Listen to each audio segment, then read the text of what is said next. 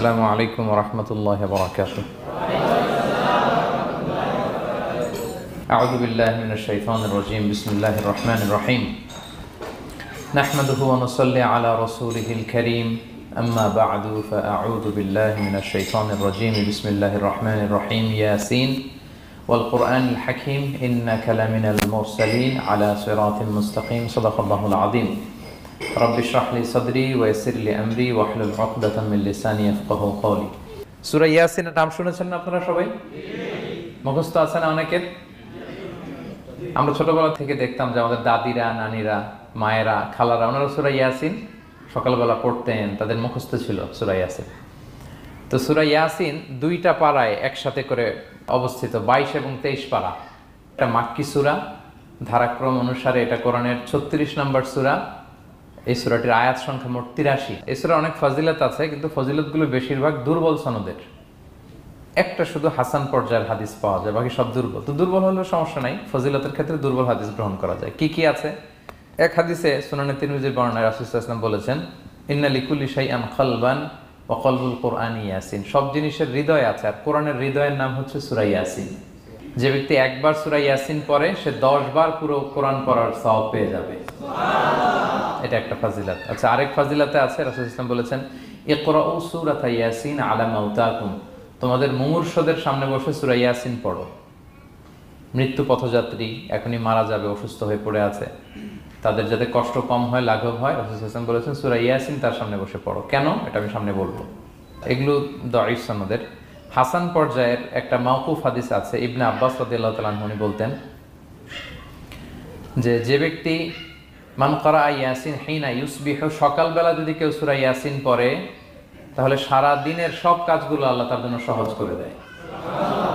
আবার রাতে যদি কেউ সূরা ইয়াসিন পড়ে, সারা রাতের সব কাজ তার জন্য আল্লাহ তাআলা সহজ করে দেয়।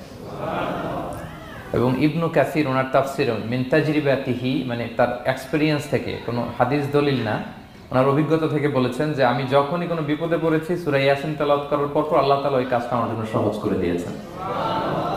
তো এখন সূরা ইয়াসিন বেশি বেশি তেলাওয়াত করবেন তো নাকি? ইনশাআল্লাহ। মাশাআল্লাহ, ঠিক আছে। মাক্কি সূরাগুলোর মূল প্রতিপাদ্য বিষয় হচ্ছে তাওহীদ, রিসালাত, আখিরাত। মাক্কি সূরাগুলো সাধারণত তাওহীদ, রিসালাত এবং আখিরাত নিয়ে কথা বলে। সূরা ইয়াসিনও তার ব্যতিক্রম নয়। এই সূরারও মূল কথা তাওহীদ, রিসালাত এবং আখিরাত। বিশেষ করে পুনরুত্থান, পুনরুজ্জীবন, the concept of resurrection, life after death.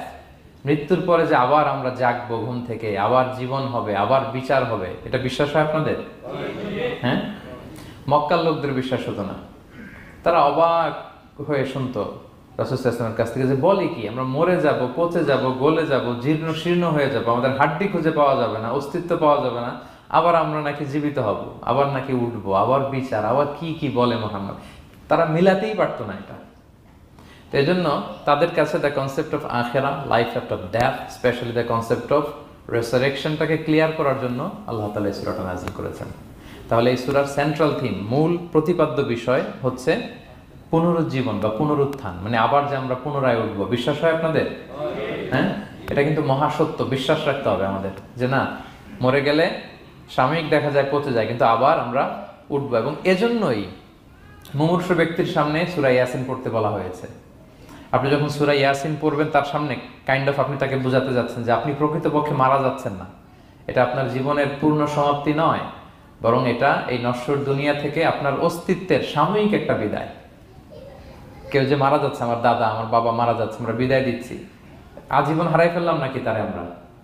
কি সে কি আজীবনের জন্য মিসিং? এটা সাময়িক একটা বিদায়, একটা শর্ট ব্রেক। ওনার অস্তিত্বের এই নশ্বর দুনিয়া থেকে ওনার অস্তিত্বের সাময়িক একটা বিদায়, কিন্তু পরবর্তী দুনিয়ায় তিনি কিন্তু আবার অনন্ত জীবন লাভ করবেন। তার মানে শারীরিক একটা মৃত্যু হচ্ছে, তার রুহের কোনো মৃত্যু নেই, হয় ইল্লিনে নয় সিজ্জিনে। ঠিক কিনা বলেন? আমাদের রুহগুলো কিন্তু মরে না, এটা আল্লাহর অর্ডারে ঢুকেছে, আল্লাহর অর্ডারে বের হয়, হয় ইল্লিনে নয় সিজ্জিনে। বিশ্বাসীদের রুহগুলো ইল্লিনে থাকে, আমাদের রুহগুলো যেন সেখানে থাকে, আমরা আল্লাহর কাছে কামনা করি, আমরা পড়ি আমিন। এজন্যই মৃত ব্যক্তিদেরকে আশাব্যঞ্জক করার জন্য এই সূরার মধ্যে যে কথাগুলো বোঝানো হচ্ছে যে না, আবার আপনি উঠবেন, আবার জীবিত হবেন, আবার আমরা মিলিত হব, বিচারের মুখোমুখি হব, আবার আমরা জান্নাতে একত্রিত হব, আমাদের গেট টুগেদার হবে, আমাদের রিট্রিট হবে, মানে মৃত্যুর মধ্যে আমরা আনন্দ খুঁজে বেড়াই নাকি? হ্যাঁ, মৃত্যু নিয়ে অনেকের কত ভয়, কিন্তু আমরা তো মৃত্যুই একমাত্র ওয়ে যার মধ্য দিয়ে আমরা আমাদের রবের সাথে সাক্ষাতের গেট ওয়ে। এটা আল্লাহর সাথে সাক্ষাতের প্রথম ধাপ হচ্ছে আপনাকে দুনিয়া ছাড়তে হবে, এছাড়া কি আল্লাহর সাক্ষাৎ পাওয়া যাবে? যাবে না। এই জন্য মৃত ব্যক্তির সামনে আল্লাহর হাবিব সাল্লাল্লাহু আলাইহি ওয়াসাল্লাম রাহমাতুল লিল আলামিন মুহাম্মদ রাসূলুল্লাহ সাল্লাল্লাহু আলাইহি ওয়াসাল্লাম তিনি সূরা ইয়াসিন তেলাওয়াত করতে বলেছেন। তাহলে সেন্ট্রাল থিম ক্লিয়ার সবার কাছে না? এবার আসেন কিছু প্রাইম লেসন, কোর লেসন সূরা ইয়াসিন থেকে। আমি সম্ভবত গত বছর আমার ভেরিফাইড ফেসবুক পেজ থেকে আমি 4টা লাইভ সিরিজ করেছি 4 ঘন্টার সূরা ইয়াসিনের উপর। আপনারা শুনবেন এগুলো, খুবই ওয়েল ডকুমেন্টেড ম্যানারে একাডেমিক ওয়েতে আলোচনা করেছি। যাদের সময় আছে শুনবেন এই লাইভগুলো। তো আমি এখন শুধু সার নির্যাসটা প্রাইম লেসন বা কোর লেসনগুলো নিয়ে আসি। 1 নম্বর লেসন হচ্ছে আল্লাহ তাআলা বলেছেন যে কোরআনের আয়াতগুলো একটার সাথে আরেকটা well connected, completely well net, এটা ওয়েল প্রোটেক্টেড। ওয়ান ডাজন্ট বলে differ the other or contradict the other. কোনো আয়াত আরেক আয়াতের বিপরীতে যায় না, একটা আরেকটা সম্পূরক, পরিপূরক, ওয়েল নেট, ওয়েল কানেক্টেড। এটাই প্রমাণ করে যে এটা কার কাছ থেকে নাজিল হয়েছে? আল্লাহ সুবহানাহু ওয়া তাআলার কাছ থেকে নাজিল হয়েছে। আল্লাহ তাআলা এটাই বলেছেন ইয়াসিন, তারপরে ওয়াল কুরআনিল হাকিম। হাকিম বিমানা মুহকাম, মানে কোরআনের আয়াতগুলো পোক্ত। এটা হচ্ছে completely well net, perfectly connected, একটা আরেকটার সাথে কানেক্টেড। এক আয়াত ইফাসসিরু বা'দুহু বা'দান, এক আয়াত আরেক আয়াতকে ব্যাখ্যা করে। অনেক কথা কোরআনের এক জায়গায় সংক্ষেপে বলা হয়েছে, আরেক জায়গায় বিস্তারিত, এক জায়গায় ছোট করে আরেক জায়গায় বড় করে। কোন আয়াত আরেক আয়াতের সাথে কন্ট্রাডিক্ট করে না। আল্লাহ তাআলা বলছেন আফালা ইয়াতাদাব্বারুনাল কুরআন ওয়ালাউ কানা মিন ইনদি গায়রিল্লাহি লাওয়াজাদু ফীহি ইখতিলাফান কাসীরা। তারা কি কোরআন নিয়ে গবেষণা করবে না? এই কোরআন যদি আল্লাহ ছাড়া অন্য কারো কাছ থেকে নাজিল হতো তাহলে তারা কোরআনের মধ্যে অনেক বিরোধ দেখতে পেত, পরস্পর বিরোধ, অনেক বিরোধ দেখতে পেত। কিন্তু কোরআনের ভেতরে এই পুরো 30 পারায় কোথাও কি এক আয়াতের সাথে আরেক আয়াতের কন্ট্রাডিকশন আছে? কোনো বিরোধ আছে বলেন? না, এটা ওয়েল নেট, ওয়েল কানেক্টেড। অন্য আয়াতে আল্লাহ বলছেন লা ইয়াতিহিল বাতিলু মিন বাইনি ইয়াদাইহি ওয়ালা মিন খালফি। সামনে থেকে পেছন থেকে কোরআনে কোনো বাতিল অনুপ্রবেশ করতে পারে না, কারণ তানজিলু মিন হাকিমিন হামিদ, এটা প্রজ্ঞাময় প্রশংসিত আল্লাহর পক্ষ থেকে এটা প্রোটেক্টেড একটা কিতাব নাজিল হয়েছে, ফলে এটা কিয়ামত পর্যন্ত প্রোটেক্টেড থাকবে। এক আয়াত আরেক আয়াতের ব্যাখ্যা করে দেয়, এটা হচ্ছে একটা ব্যাখ্যা। আবার আল কুরআনিল হাকিম মানে হচ্ছে বিজ্ঞানময় কোরআন। কোরআনের মধ্যে অনেক বিজ্ঞানের কথাও আছে। শুধু বিজ্ঞান নিয়ে কি আছে, প্রায় 1.5 ঘন্টার লেকচার আছে আমার। Scientific indications of the holy Quran, cosmic symbols, natural phenomena, cosmology, embryology, morphology, blah blah blah, অনেক কিছু। কিভাবে এই পানি উপরে যায়, ওয়াটার সাইকেল, হাইড্রোলজিক্যাল সাইকেল, বৃষ্টি হয়, সূর্য কিভাবে ডোবে ওঠে, চাঁদ, তারপর মহাবিস্ফোরণ, বিগ ব্যাং থেকে শুরু করে মায়ের পেটে বাচ্চার ভ্রূণ কিভাবে ডেভেলপ করে, যত কসমিক সিম্বল আছে কোরআনে, এটা নিয়ে আমার 1.5 ঘন্টার একটা কোরআনের সায়েন্টিফিক ইন্ডিকেশনাল লেকচার আছে। তো সেদিকে আমি যাব না। তো আল কুরআনুল হাকিমের 2টা ব্যাখ্যা হয়। এক হচ্ছে মুহকাম, মানে কোরআনের আয়াতগুলো প্রোটেক্টেড, কানেক্টেড। আরেকটা হচ্ছে কোরআনের আয়াতগুলো বিজ্ঞানসম্মত, বিজ্ঞানের সাথেও কন্ট্রাডিকশন করে না। কিছু যদি অমিল থাকে, বিজ্ঞানের অপেক্ষা করা উচিত। বিজ্ঞান সামনে আরো শিখবে, আরো জানবে, আরো ডেভেলপ হবে, তখন বারবার বিজ্ঞানের মাথা কোরআনের দিকে নিচু হয়ে আসবে। ঠিক কিনা বলেন? যত দিন যায় সহজ হয় কোরআন বোঝা আমাদের জন্য। বিজ্ঞানের আবিষ্কারের কারণে কোরআন বোঝা সহজ হয় এবং মিলে যাচ্ছে সবকিছু। তাহলে এটা হচ্ছে 1 নম্বর লেসন সূরা ইয়াসিন থেকে, যে কোরআনের সব ভার্সেসগুলো আর পারফেক্টলি কানেক্টেড, ইন্টারকানেক্টেড। 1 নম্বর। 2 নম্বর হচ্ছে সূরা ইয়াসিনের 10 নম্বর আয়াতে আল্লাহ তাআলা বলেছেন ওয়াসাওয়াউন আলাইহিম আনযারতাহুম আম লাম তুনজিরহুম লা ইউমিনুন। হে নবী, আপনি তাদেরকে ওয়ার্নিং দেন আর না দেন সমান সমান, কাজ হবে না। এর কারণ হচ্ছে জেনে বুঝে যদি কেউ সত্যকে প্রত্যাখ্যান করে, তার অন্তরে আল্লাহ মোহর মেরে দেন। জেনে বুঝে সত্যকে প্রত্যাখ্যান করলে, আমি বুঝি নাই, আমি শুনি নাই, আমি জানি নাই, এটা আল্লাহ মাফ করবে। আমি কনভিন্স হই না, এই জন্য মানতেছি না, কিন্তু আমি জানি এটা সত্য, এরপরেও যদি সত্যটা গ্রহণ না করি, তাহলে কার মুক্তি আছে বলেন তো? না, তাহলে মুক্তি নেই। এজন্য যারা সত্যান্বেষী তাদেরকে আল্লাহ পছন্দ করেন। ভুল করে না এরকম কোনো মানুষ নাই পৃথিবীতে। সবাই আমরা ভুল করি, সবার ভুল হয়, এটাতে কোনো অসুবিধা নেই। কিন্তু জেনে আমি সত্যকে মানবো না, এটা আল্লাহ কখনো মেনে নেয় না। অন্য আয়াতে সূরা বাকারা আল্লাহ বলছেন খতামাল্লাহু আলা কুলুবিহিম ওয়া আলা সামঈহিম ওয়া আলা আবসারিহিম গিশাওয়া ওয়া লাহুম আযাবুন আযীম। যারা জেনে বুঝে সত্যকে মানে না, নেগলেক্ট করে, তাদের অন্তরে আল্লাহ সিল গালা মেরে দিয়েছেন। কর্ণকুহরে ছিপি ঢুকিয়ে দিয়েছেন, চোখের সামনে পর্দা, আর কিছু দেখে না, কারণ ওরা সত্যটা মানতে চায়, নিয়তি করে ফেলছে যে আমি মানবো না। কেউ যদি নিয়ত করে ফেলে যে আমি বুঝবো না, যত বুঝাক তারা বুঝানো যাবে। আমরা বাংলা একটা কথা বলি না যে ঘুমিয়ে থাকলে তাকে জাগানো সহজ, কিন্তু ঘুমের ভান ধরলে, ভান ধরে আছে ওরা তো ধাক্কা মারতেছি, টানতেছি, ওকে উঠবে ঘুম থেকে না। এটার উদাহরণ দেখেন আবু জাহেল আর ওমরে ফারুক রাদিয়াল্লাহু তাআলা আনহু, দুইজনই ইসলামের শত্রু ছিল, ইসলাম বিরোধী ছিল, কিন্তু ওমরে ফারুক রাদিয়াল্লাহু তাআলা আনহু ছিলেন সত্যান্বেষী, সত্য শুনলেই মানতেন। কিন্তু আবু জাহেল ছিল তার বিপরীত, সে ছিল গোড়া, অহংকারী, ইগোইস্টিক সমস্যা ছিল তার। সে জানতো যে আল্লাহর হাবিব সাল্লাল্লাহু আলাইহি ওয়াসাল্লাম আল্লাহর পক্ষ থেকে নাজিল হওয়া আসা একজন রাসূল, কোরআন আল্লাহর পক্ষ থেকে নাজিল হওয়া একটা কিতাব, জানার পরেও সে মানে নাই, ফলে তার নসিবে হেদায়েত জোটে নাই। কিন্তু ওমর ফারুক রাদিয়াল্লাহু তাআলা আনহু কিছুদিন পরেই উনি শাহাদা পড়ে ফেলছেন, এবং রাসূল সাল্লাল্লাহু আলাইহি ওয়াসাল্লাম দোয়া করেছিলেন যে আল্লাহ আল্লাহুম্মা আইজ্জাল ইসলাম বি আহাব্বি হাযাইনি রাজুলাইনি ইনদাক, আল্লাহ দুজন লোকের যাকে তোমার ভাল লাগে তাদের একজনকে ইসলামের ছায়া তলে এনে তুমি ইসলামটাকে শক্তিশালী করো। একজন হচ্ছে আবু জাহাল, আরেকজন হচ্ছে ওমর। আল্লাহ তাআলা কার জন্য দোয়াটা কবুল করেছেন বলেন তো? ওমর ফারুকের জন্য, কারণ ওনার হৃদয়টা সাদা ছিল, সাদা মনের মানুষ, কলবে সালিম, সত্য যেখানে ওইটাই উনি গ্রহণ করতেন, সত্যের সামনে দুর্বল ছিলেন। আর আবু জাহেল জেনে বুঝে সত্যকে প্রত্যাখ্যান করেছেন। সো 2 নাম্বার শিক্ষাটা আমরা যেটা পেলাম, যে জেনে বুঝে সত্য প্রত্যাখ্যান করলে আল্লাহ তার জন্য হেদায়েত বরাদ্দ রাখেন না। এজন্য আমরা আমাদের বাকি জীবনটুকু আমরা এই মেন্টালিটি, মাইন্ডসেট যেন আমাদের থাকে যে সত্য দেখলেই আমরা মানব, যেখানেই সত্য ওইটাই আমি গ্রহণ করব। কি বলেন? এটা যদি আমার বিরুদ্ধে যায়, আমার দলের বিরুদ্ধে গেলে, বাবার বিরুদ্ধে গেলে, মানতেই হবে আমাকে। সত্য যেখানে আছে ওখানেই আমাদেরকে ছুটে যেতে হবে। দুটো চলে গেল। 3 নাম্বার হচ্ছে, আমরা পৃথিবীতে যা করি আমরা অনেক সময় মনে করি যে দরজা বন্ধ করে দিলে, সুইচটা অফ করে দিলে আর বুঝি কেউ দেখে না। তা আসলে আমরা আসমানি বিশেষ নজরদারির ভেতরে আছি, এটা আমরা ভুলে যাই যে সবার চোখ ফাঁকি দেয়া গেল, একজনের চোখ ফাঁকি দেয়া যায় না। তিনি কে বলেন তো? লা তুদরিকুল আবসার ওয়া হুয়া ইউদরিকুল আবসার ওয়া হুয়াল লাতীফুল খাবীর। কেউ তারে দেখে না, কিন্তু তিনি সবাইকে দেখে। কোন চোখ তাকে দেখে না, কিন্তু তিনি সব চোখগুলোকে দেখে। তাহলে 3 নম্বর লেসন হচ্ছে everything is recorded in a well documented man. আমরা যা বলি, যা করি, যা লিখি, সবকিছু রেকর্ডেড, রেকর্ড করা হচ্ছে। কিন্তু সেদিন আপনি দেখবেন, ভালো করলেও দেখবেন, খারাপ করলেও আপনি দেখবেন। তার মানে সবকিছু লিপিবদ্ধ হচ্ছে, সংরক্ষিত হচ্ছে। এটা আল্লাহ কোথায় বলেছেন? সূরা ইয়াসিনের 12 নম্বর আয়াত। আল্লাহ বলেন নাকতুবু মা কদ্দামু ওয়া আসারহুম, তারা যা আমল করেছে আমি লিখে রাখি, ওয়া আসারহুম, এবং যা তারা দুনিয়ার জন্য রেখে গিয়েছে তাও লিখে রাখি। মানে এনি অ্যাকশন দে লেফট বিহাইন্ড, এনি ইফেক্ট দে লেফট বিহাইন্ড। এটা সাদাকায়ে জারিয়া বা গুনায়ে জারিয়া। সাদাকায়ে জারিয়া হচ্ছে আপনি একটা ভালো কাজ করছেন, ধরেন যে দ্বীনি জ্ঞান শিক্ষা দিচ্ছেন, আমি সূরা ফাতিহা শিক্ষা দিলাম আপনাদেরকে, তো আপনারা এটা দিয়ে আজীবন নামাজ পড়তেছেন, আপনার সওয়াব তো আপনি পাবেনই, কিন্তু ওই যে আমি শিক্ষা দিলাম একটা পার্সেন্টেজ সওয়াব আজীবন আমার আমল নামে আসবে। শুধু তাই না, আপনি যে আবার আরেকজনকে সূরা ফাতিহা শিক্ষা দিবেন, সে তার পরবর্তী নেক্সট জেনারেশনকে সূরা ফাতিহা, এইভাবে কিয়ামত পর্যন্ত এই চেইন ধরে সূরা ফাতিহা যত লোক শিখবে তারা তাদের সওয়াব ঠিকই পাবে, কিন্তু তার একটা পার্সেন্টেজ সওয়াব আল্লাহ তাআলা আমার আমল নামায় দিয়ে দিবে। এটাকে বলে আসার।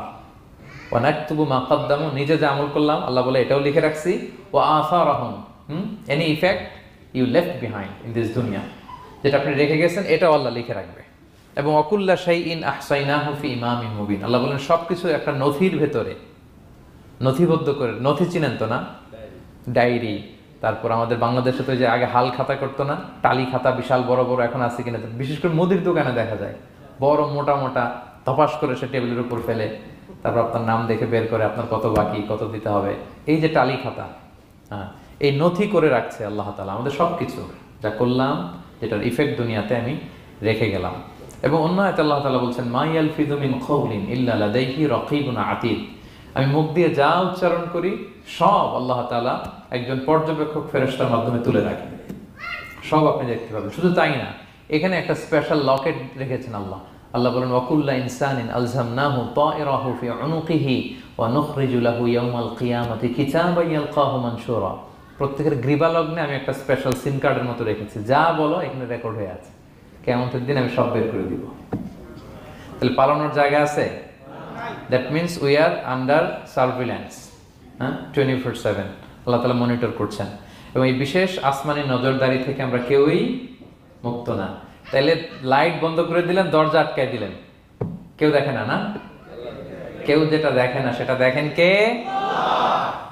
আচ্ছা, 3টা জেনে গেলেন। 4 নম্বরে হচ্ছে পৃথিবীতে সব নবীরা এক মিশন এবং ভিশন নিয়ে এসেছে। সব নবীরা লা ইলাহার দাওয়াত দিয়েছে, তাই না? এক আল্লাহর দাওয়াত দিয়েছে। আচ্ছা, কখন কি এমন হয়েছে কোন নবী এসে বলছে যে আল্লাহ একজন, আবার আরেক নবী এসে বলছে না আল্লাহ 2-3 জনও হইতে পারে? হ্যাঁ, বলছে? কোন নবী এসে বলেছে মৃত্যুর পর এক জীবন আছে, হিসেব দিতে হবে, পাই টু পাই হিসেব হবে? আরেকজন বলছে না, এরকম নাও থাকতে পারে।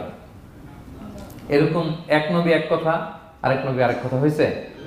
এগুলো নবীদের মধ্যে হয়, কবিদের মধ্যে হয়। এক কবি এক কথা বলে, আরেক কবি, এক দার্শনিক এক কথা বলে, আরেক দার্শনিক আরেক কথা, এক রাজনীতিবিদ এক কথা, আরেক রাজনীতিবিদ আরেক, এদের মধ্যে ধাক্কাধাক্কি হয়। কিন্তু নবীদের মধ্যে কথার মধ্যে এগুলো আছে? কারণ তারা মন গড়া কথা বলে না। ওমা ইয়ানতিকু আনিল হাওয়া ইন হুয়া ইল্লা ওয়াহয়ু ইউহা। তাদের কথা আসে একটা হেডকোয়ার্টার থেকে। হেডকোয়ার্টারটা কার? আসমানি রেভেলেশনের বেসিসে ওনারা কথা বলেন। মন গড়া কোনো নবী কোনো কথা বলেন না। তাহলে 4 নম্বর শিক্ষা হচ্ছে সব নবীর মিশন ভিশন এক। এজন্য তাদের মধ্যে একটা কোঅপারেশন ছিল। সূরা ইয়াসিনে চমৎকার একটা ঘটনা আছে। একটা জনপদের নাম উল্লেখ করা হয়নি, কিন্তু কোন কোন মুফাসসির বলেছেন এটা তুরস্কের আন্তাকিয়া জনপদে আল্লাহ একটা কাজে, দাওয়াতি কাজে 2 জন নবীকে পাঠালেন। কয়জন? 2 জন। কাজ একটা, কিন্তু কয়জন? 2 জন। এরকম সাধারণত অন্য নবীদের ক্ষেত্রে হয় না, কোরআনে পাওয়া যায় না যে এক কাজে এক জায়গায় 2 নবী, এরকম হয় না। এক্সেপ্ট মুসা আলাইহিস সালাম, ওনার কথা বলার জড়তা ছিল, তো উনি আল্লাহকে বলেছেন আল্লাহ আমাকে যেই তাওরাত দিয়ে পাঠালেন আমি তো কথা ক্লিয়ারলি বলতে পারি না, জড়তা, মামলিং হয় আমার মুখে। তো আমার ভাই আখি হারুন আফসাহু মিন্নি লিসান, ও আবার খুব ফ্লুয়েন্ট ছিল। তো আমি নেতৃত্ব দিব, কিন্তু হারুন ভোকাল দিবে, আপনি তাকে নবী বানায় দেন। মুসা আলাইহিস সালামের দোয়ার বদলতে আল্লাহ হারুন আলাইহিস সালামকে নবী বানাই দিয়েছিলেন। 2 ভাই মিলে ফেরাউনের কাছে দাওয়াতি কাজ করেছে। কিন্তু এছাড়া আর এরকম দেখা যায় না যে এক এলাকায় এক কাজে 2 জন নবী, না। এইখানে দেখা গিয়েছে আন্তাকিয়া জনপদে আল্লাহ এক মিশনে কয়জন নবী পাঠিয়েছেন? 2 জন। আচ্ছা, কিছুদিন পরে আরো একজন, তাহলে হইলো কয়জন? 3 জন। এক কাজে এক জনপদে এক এলাকায় মোট 3 জন নবী, কিন্তু এদের মধ্যে কোনো মারামারি নেই। আমাদের দায়ীদের অবস্থা দেখেন তো বাংলাদেশে, মাশাআল্লাহ। আমাদের প্রত্যেক দায়ীদের একই মিশন না? একই মিশন, একই ভিশন, একই লক্ষ্য, একই ডেস্টিনেশন, কিন্তু কত বিভেদ, কত বিরোধ দেখেন। আল্লাহ তাআলা সূরা ইয়াসিনের 14 নম্বর আয়াতে বলছেন ইদ আরসালনা ইলাইহিম মুসনাইন, প্রথম 2 জন নবী পাঠালাম একটা মিশনে, ফাআজ্জাজনা বিসালিস, এবং 3য় জন দিয়ে আরো এদেরকে মজবুত করলাম, ফাকালু ইন্না ইলাইকুম মুরসালুন, তারা যে 3 জন একই কথা বলল যে আমরা রাসূল হয়ে এসেছি। তাহলে দেখেন নবীদের মধ্যে পারস্পরিক শ্রদ্ধাবোধ ছিল। বড় নবী, ছোট নবী, প্রধান বক্তা, দ্বিতীয় বক্তা, তৃতীয়, এগুলো ছিল না। এই 3 নবীর মধ্যে প্রধান নবী, দ্বিতীয় নবী, তৃতীয় নবী আছে নাকি? না। 3 জন একই মিশনে, একই ভিশনে, কোঅপারেশনে তারা এগিয়ে গিয়েছে। তো দেখেন আমরা যারা কোরআনের দায়ী, আমরা তো নবীদের কাজটাই করি, ফলে আমাদের মধ্যে এই কোঅপারেশন থাকতে হবে, এই রেসপেক্ট থাকতে হবে। আমি ব্যক্তিগতভাবে খুবই লজ্জিত যে আমাদের এই দাওয়া অঙ্গনটাকে আমরা কলুষিত করে ফেলেছি। আমরা অন্য আলেমকে, অন্য দায়ীকে তুচ্ছ করা, তাচ্ছিল্য করা, ছোট করা, হেয় করা, তাকে বাতিল করা, নাকচ করা, এরকম আমরা করে থাকি। আমি একাই ইসলামের মুখপাত্র, আমি যা বলবো এটাই, এটা ঠিকাদারি আমার কাছে, এরকম একটা মেন্টালিটি আছে না? এটা নবীদের মাইন্ডসেট এরকম ছিল না। ওনারা কোঅপারেশনে, কোলাবোরেশনে কাজ করতেন, পার্টনারশিপে, একে অপরের প্রতি রেসপেক্ট ছিল। কোনো নবী আরেক নবী বিসৎকার করে নাই। কিন্তু আমরা এক দায়ী আরেক দায়ীকে কাফের বলতেও তো আমরা দ্বিধাবোধ করি না, কি বলেন? আল্লাহ তাআলা আমাদেরকে বোঝার তৌফিক দান করুন। 5 নাম্বার, নবীদের কাজ হচ্ছে আল বালাগুল মুবিন, ক্লিয়ার কমিউনিকেশন, শুধু পৌঁছে দেয়া, বাণীবাহকের কাজ করা। আল্লাহ তাআলা বলছেন ওমা আলাইনা ইল্লাল বালাগুল মুবিন। ওই 3 জন নবী যখন বুঝালেন, তারা এলাকাবাসী মানে না, রিজেক্ট করলো, কিন্তু তারা বললো যে আমাদের কাজ হচ্ছে পৌঁছে দেওয়া, মানবা কি মানব না এটা তোমাদের কাজ। আমাদের কাজ কি? আল বালাগুল মুবিন, কোরআনিক টার্মিনোলজি, মানে হচ্ছে ক্লিয়ার কমিউনিকেশন, আমাদের কাজ পৌঁছে দেওয়া, এর বেশি কিছু না। আমরা অনেক সময় একটু জবরদস্তি করতে চাই, জোরাজুরি করতে চাই, এই নামাজ পড়ো না কেন, তাকে জোরাজুরি করা, দাড়ি রাখানো, জোরাজুরিতে বেশি কাজ হয় না। আপনি পাওয়ারফুল মেসেজ দিবেন, ইনফ্লুয়েন্স করবেন, এতেই আল্লাহ হেদায়েত দিবে। কারণ হেদায়েতটা নিয়ন্ত্রণ করেন একমাত্র কে?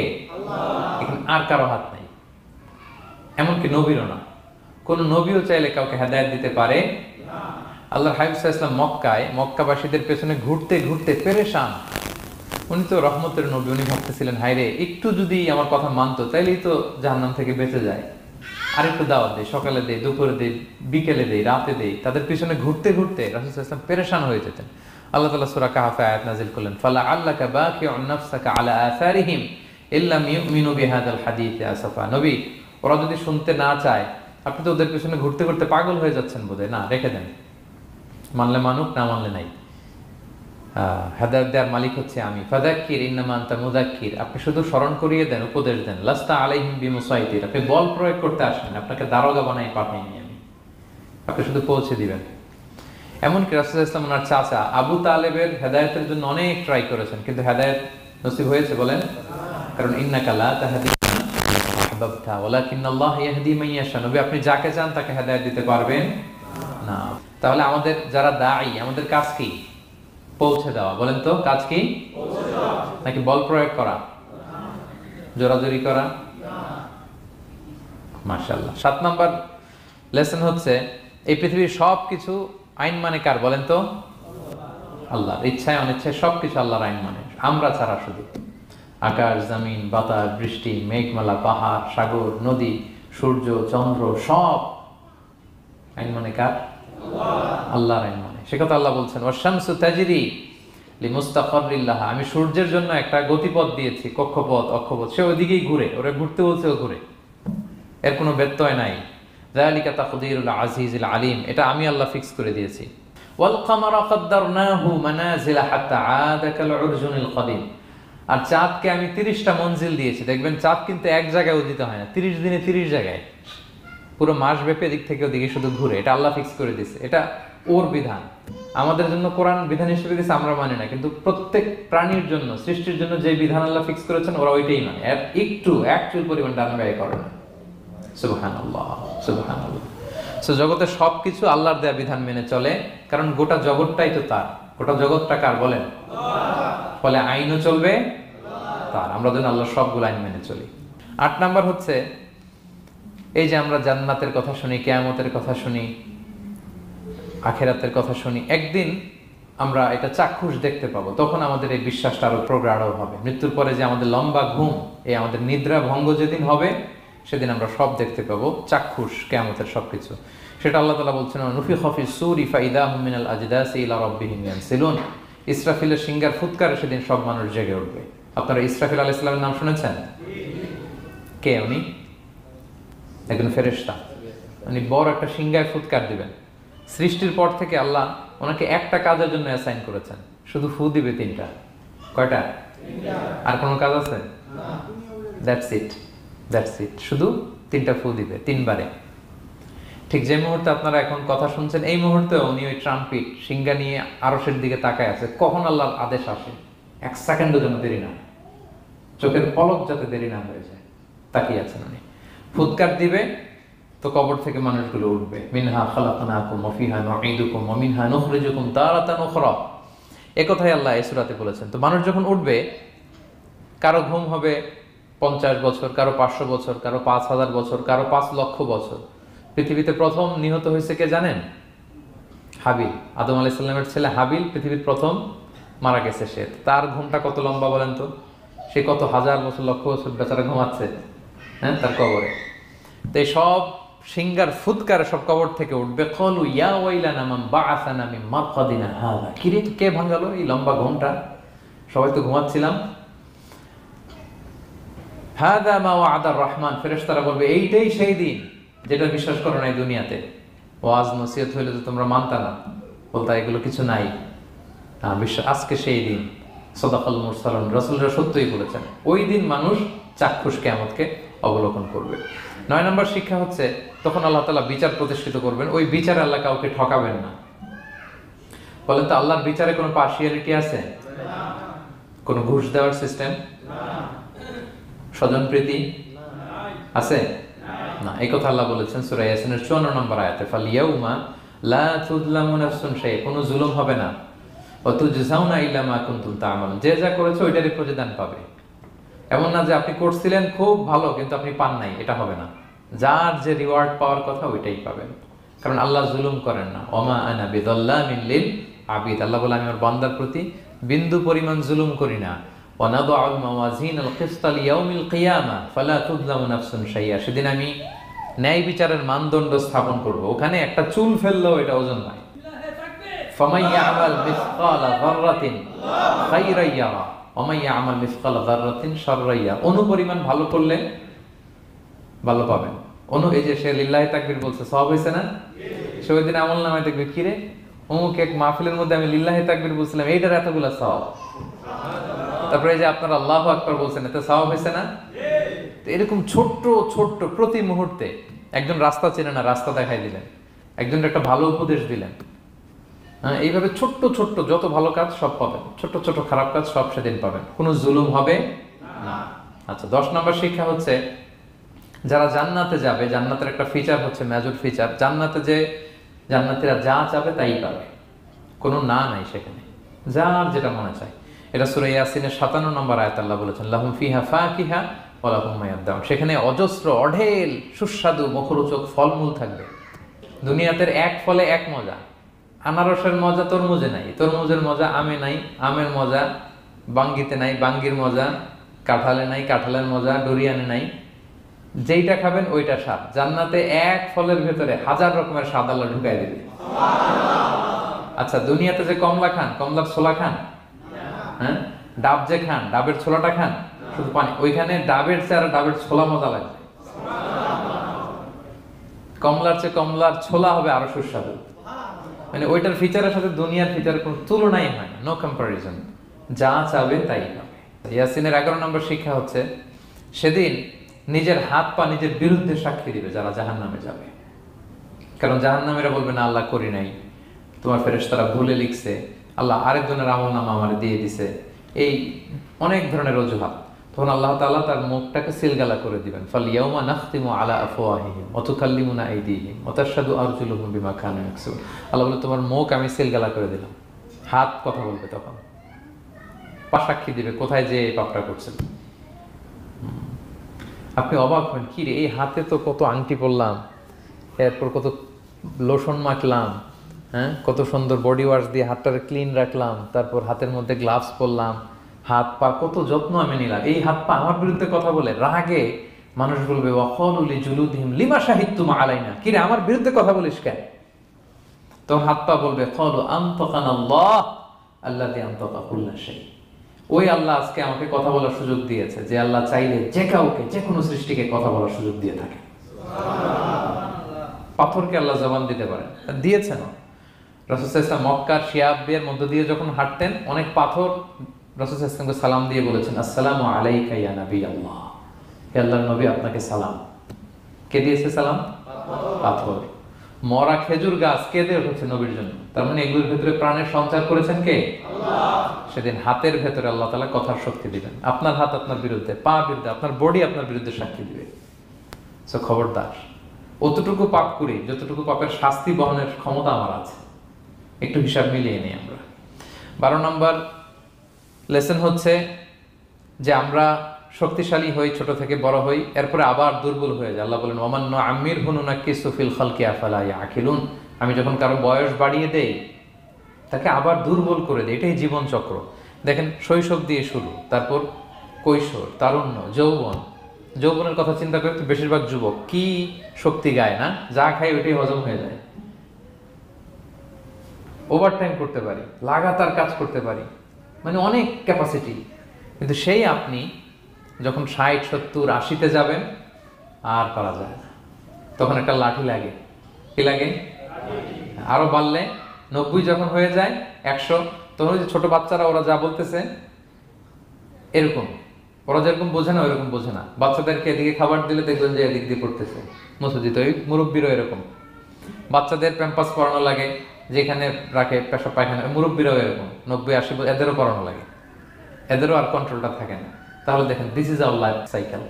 এভাবেই তারুণ্য, যৌবন, প্রৌঢ়ত্ব, এরপর আবার বার্ধক্য। আল্লাহ বলে এরপরও তোমরা বুঝবে না, এটা আল্লাহ বুঝাতে চাইলেন যে আল্লাহ এক দেহে এত রূপ আনতে পারে, সে আল্লাহকে আবার তোমাদেরকে জীবিত করতে সক্ষম না?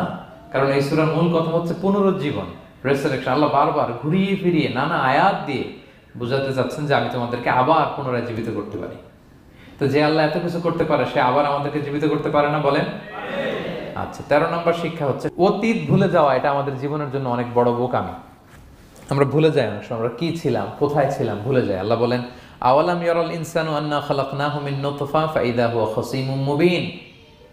মানুষ কি দেখে না যে ওদেরকে আমি কোত্থেকে সৃষ্টি করছি? দেখেন, আমাদের এত বড় বাড়ি গাড়ি, আমাদের এত নাম যশ খ্যাতি, আমরা আদিতে কি ছিলাম? সামান্য এক ফোঁটা বীর্য। বাবার পিঠ থেকে, মায়ের গর্ভে ছোট্ট একটা পানি থেকে আমাকে সৃষ্টি করেছেন কে? আল্লাহ। এই সৃষ্টির আগে তো কিছুই ছিলাম না। আপনার বয়স এখন 50। আচ্ছা, 500 বছর আগে আপনি কই ছিলেন বলেন?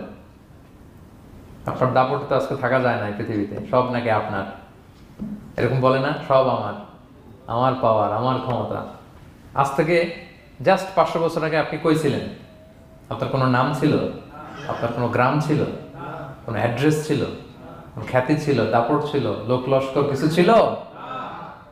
ক্ষমতা আসলো কোত্থেকে আপনার? আল্লাহ বলে হাল আতা আলাল ইনসানি হিনুম মিনাদ দাহরি লাম ইয়াকুন শাইআম মাযকুরা। মানুষকে দেখে না যে একটা সময়ও কিছুই ছিল না? কিছুই তো ছিল না। তুমি অস্তিত্বহীনতা থেকে তোমার অস্তিত্ব আল্লাহ দিলেন দয়া করে, ছোট্ট ছোট্ট করে মায়ের পেটে এতটুকু থেকে। আপনি ওই বিজ্ঞান প্রযুক্তি জাদুঘরে গিয়েছিলাম আমি আগারগাঁওতে, ওখানে মায়ের পেটে যেগুলো বাচ্চাগুলো ডেভেলপ করে নাই, তারা রেখে দিয়েছে পানির মধ্যে 1 সপ্তাহ 2 সপ্তাহ 1 মাস 2 মাস 3 মাস এরকম বাচ্চাগুলো। ছোট ওই ব্যাঙ্গাচির মতো ছিলাম আমরা। বর্ষাকালে ব্যাঙের পোনা দেখছেন? জাস্ট লাইক ব্যাঙের পোনা, এত ক্ষুদ্র ছোট্ট আমরা ছিলাম। আল্লাহ বলে তুমি দেখো না তোমার পিছনটা কি ছিল? অতীত। এজন্য অতীত ভুলে যাওয়া যাবে না। 14 নম্বর শিক্ষা হচ্ছে পুনরুত্থান, যেটা আসল শিক্ষা সূরা ইয়াসিনের, মানে মৃত্যু পরবর্তী জীবন। এটা মহাসত্য, এটা হবেই।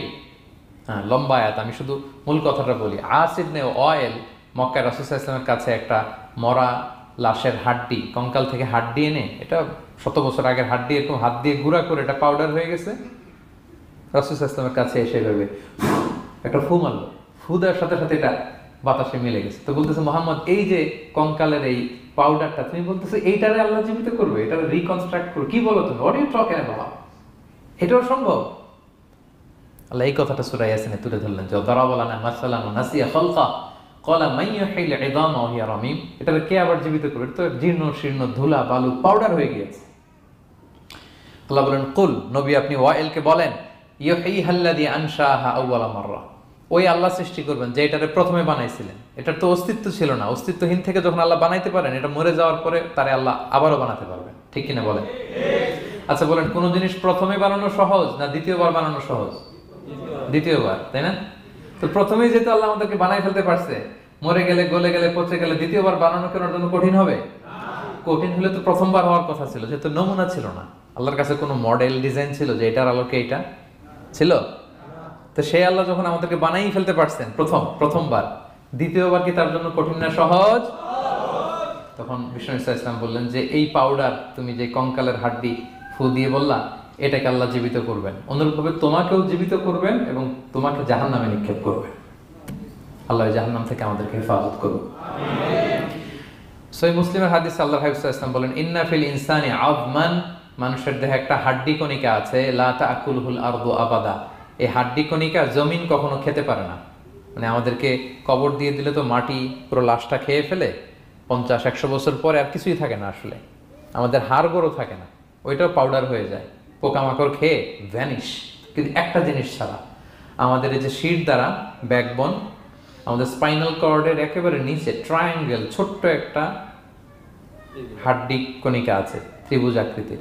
এটাকে ডাক্তারি ভাষায় বলে কক্সিক্স টেইল বোন, পুচ্ছাস্তি বলে। এই ছোট্ট কণা, এইটা নষ্ট হয় না। আল্লাহ বলে এইটাকে বেইস ধরে আমি কিয়ামতের দিন তোমাদের সবাইকে আবার জীবিত করব। হিন্দুরা যে শ্মশানে লাশ পোড়ায়, সব পুড়ে যায়, কক্সিক্স পুরো নয়, ছোট্ট কক্সিক্স কোথা হয় জানেন? গরুর লেজটা যেখান থেকে শুরু হয় ওই জায়গায়, মানে আমাদের শিরদাঁড়ার একেবারে নিচের দিকে ছোট্ট একটা ট্রায়াঙ্গেল হাড্ডি কণিকা আছে, খুবই ছোট ট্রায়াঙ্গেল বোন পার্টিকেল। এটা থেকে আল্লাহ সৃষ্টি করবে। এটা বিমানের ব্ল্যাক বক্সের মতো, বিমান জ্বলে পুড়ে যায়। সাগরের নিচে গেলেও ব্ল্যাক বক্স কিছু হয় না, জানেন? যে MH কত 370, ওই যে ডুবলো যে ভারত মহাসাগরের নিচ থেকে 3 দিন সিগন্যাল দিচ্ছিল ব্ল্যাক বক্স, এরপর এটার ব্যাটারিও নাই, আর দিতেও পারে নাই। দেখেন সব ধ্বংস হয়ে যায়। ব্ল্যাক বক্স থেকে বিমানের সর্বশেষ কি হয়েছিল ইনফরমেশন গুলো পাওয়া যায়, ওইটা নষ্ট হয় না সাধারণত বিমানের। এই আল্লাহ তাআলা এই ব্ল্যাক বক্স দিয়ে দিয়েছেন আমাদের পেছনে, আজবুল জানাব।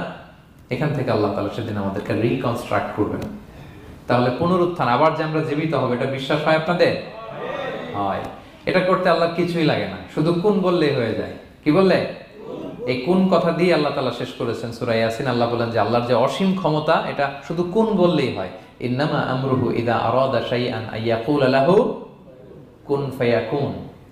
কুন হও, ফায়াকুন হয়ে যায়। বি ইট ওয়াজ, হও বলতে হয়ে যায়। তাই বলে কি আল্লাহ হও বলাটাও জরুরি না? তিনি হও বলারও মুখাপেক্ষী না। দুনিয়াতে আমাদের বোঝানোর জন্য তিনি বলছেন যে আমি কুন বললেই হয়ে যায়, আমার কুনও বলা লাগে না, চিন্তা করা মাত্রই হয়ে যায়। ফাআলুল লিমা ইউরিদ, তিনি যা ইচ্ছা তাই করতে পারেন।